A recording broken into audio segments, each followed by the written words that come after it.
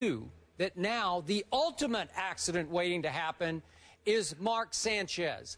And I first guessed this last night because I tweeted just ahead of Mark Sanchez unraveling, coming apart.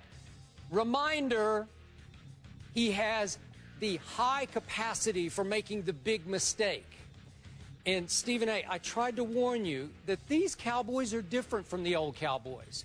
These Cowboys away from Jerry World, which they play out like it's a neutral site. In fact, I almost wish that they would request that the Indianapolis Colts would let them come to Indianapolis next Sunday. You know, why not? Yeah. Just say, Jerry, eat the gate. Just go to Indianapolis. Right. Play it away. Right. Because on the road, these Cowboys are night and day different. Yeah. They are shockingly confident.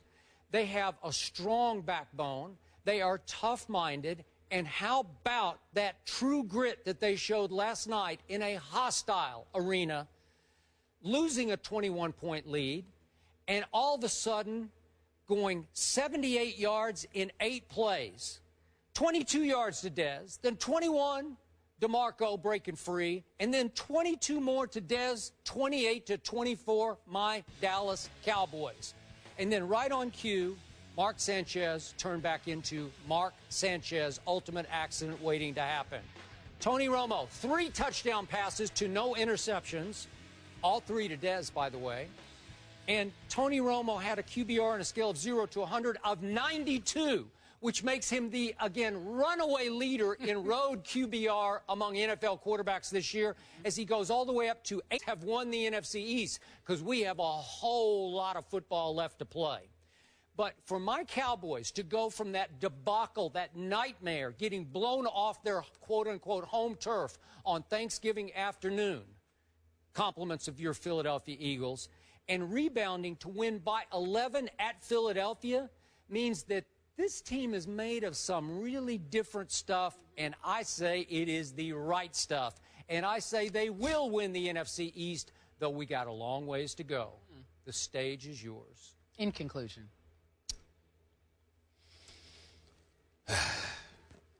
Yeah. You know what, Skip Bayless? Unlike some people who can be classless and have a very, very difficult time just biting the bullet and admitting that they were wrong. No idea who you're talking about. I will not do that, Skip Bayless. The Dallas Cowboys on this day deserves credit for what they did last night at Lincoln Financial Field in Philadelphia. Unfortunately, I watched the game. It was torture. It was painstaking. It was disgusting to watch. It resonated with me in such a profound way that, to be quite honest with you, I was a bit close to depression. And I got to tell you why. To be down 21-0 in this game, to open the game with Josh Huff inexplicably, idiotically not knowing that you're supposed to catch the daggone ball, and you know, it's tantamount to an onside kick, for crying out loud. Once it's up in the air past 10 yards, I mean, it's a live ball. You got to go get it. And to be called to get it, to not know that you're supposed to go up there and grab that football to open the game. I mean, talk about a killjoy. Lincoln Financial Field, it was psyched, it was hyped, it was roaring, it was ready to go. Yep. Everybody was ready. The city was abuzz. And before they had a chance to pass gas, look what happens. This dude starts messing stuff up, even though he caught 1 reception for 44 yards later on. But it was a huge, huge thing that put him in a hole. That resonated with me, Skip Bayless. It also resonated with me. This dude, Bradley Fletcher, I will say this. I'll never get on Ike Taylor, the Pittsburgh. You know what? I'm glad you brought that up. I'll never get. I thought of you last night. I'll never get on Ike Taylor. It was uncomfortable. You realize they both wear number 24. Yes. That's what I was thinking about. You. That's right. And I said, you know what? Ike Taylor is off the hook. Yeah. I'll never bother him again because this dude, Bradley Fletcher, who I'm told was crying after the game, should have been crying. I mean, listen, Dez Bryant is a bad boy. He is. Please make no mistake about it. But it's one thing to get beat. It's another thing to get beat 3 times in the same game. And it's another thing to get beat on the same pattern twice. I mean, identical patterns right down the right sideline, just lofted up in the air. And Des Bryant, when you saw the way he would celebrate after the touchdown, it was clear it wasn't a big deal. No, it wasn't a big he just deal. looked at the camera, put on the Hove sign, Yeah. and then after that, he did that like he usually does. But really, he wasn't enthused about it because he was really saying, Chip Kelly, really? You got this kid on me? And by the way, before the snap, Romo's doing this out to the flag. And he's letting them know it's coming to you. He's letting them know. It's coming your way. It's coming. Thumbs up. Touchdown. How in God's name does Chip Kelly have this dude in single coverage on Des Bryant on 3 separate occasions is beyond me. Kerry Williams, I understand 2 third-down penalties called against him, including one that was a sack that would have stopped their drive, stopped the field goal attempt even. It forced them to punt. That ultimately facilitated the 21-point lead because it gave up a touchdown.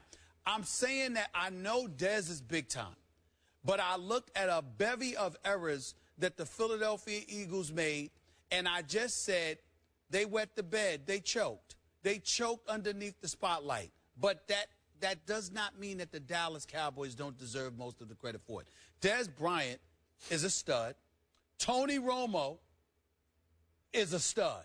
Now, he's not Aaron Rodgers. He's not Tom Brady. But he's a stud. But I'm going to give him credit where credit is due. Stud. S-T-U-D, DeMarco Murray, stud. regardless of the fact that he hasn't rushed for 100 yards, he's a stud. The Dallas Cowboys showed up, and I got to eat crow today.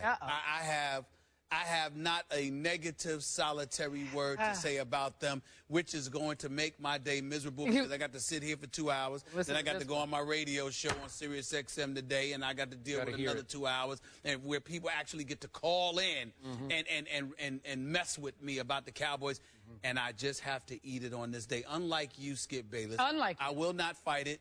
It is what it is. The Dallas Cowboys shut me up. I have absolutely nothing negative to say about it. Nothing. Well, I'll admit when I'm wrong if I'm ever wrong. Are you ever wrong? Well, I can't remember the last. I think it's maybe once or twice. I can't remember. Maybe once or twice. So, Stephen A. What? We got to give this much credit to the great governor of the state of New Jersey. That's your home state. Hey, listen. Hey, listen. He's the first Republican I've ever voted for, Mr. Governor. You voted for him. I voted for Governor Christie. Yes, I did. Way to go, Mr. Christie. Way to go, Governor. You are formally invited to come to Jerry World this Sunday. He brought a little luck in the second half, wouldn't you say? Sitting up there next to Jerry Jones? Actually, the Dallas Cowboys were undefeated on the road long before he arrived at Lincoln Financial Field, so I'm not willing to give him credit for that. Yeah. I five the world. I'm sure some Eagles fans were not pleased he was sitting next to Jerry Jones. Well, I'm sure some of them had to vote for him because they're New Jersey residents. All you had to do was be a New Jersey resident and know about Corzine, and you had no other way to go but to vote for that man. But the bottom line is that that's just the way it is. But the bottom line is that, hey, it wasn't about him. It was about the Dallas Cowboys looking to make amends for how they stunk up the joint on Thanksgiving, and the Eagles wilting beneath the spotlight and the pressure. I'm ashamed of the Eagles because of how they play. So explain this to me. 2 straight Sundays at Lincoln Financial Field, the home team has been able to possess the ball for a mere 18 minutes to the visiting team's 42 minutes. Well, I can't. 42 to 18 by Seattle and Dallas? I can't place that much of a significance on it because, Skip, Chip Kelly doesn't care about time of possession. They're fast-paced. They're quick hitters. They don't care how much time they have the ball as long as they score. So time of possession to me is not the issue. How do you end up down 21-0? How do you come back, go up 24 to 21, and then get outscored 17-3 the rest of the way? How does that happen? To me, those are the 2 bigger issues more than anything else. Dallas Cowboys. That's how that happened. Dallas Cowboys division leaders. Jerry Jones said he is completely surprised that his boys have performed the way they have. But we will, he did. We will discuss whether or not they will win the division. There's still hope, Stephen A. That's not the point. Not today. Not right now. They knew I had to come in here on a Monday. I was there last week. I was promised that they would deal with Dallas, and they let me down. I am so disgusted with the Philadelphia Eagles right now. If it were Halloween, I'd throw eggs at them. I'm trying to tell you right now, I'm just disgusted. I'm disgusted with them. That's surprising. Let's go to the AFC. Talk about Johnny Manziel. Want to do that? We can do that. Speaking of laying an egg. Speaking of.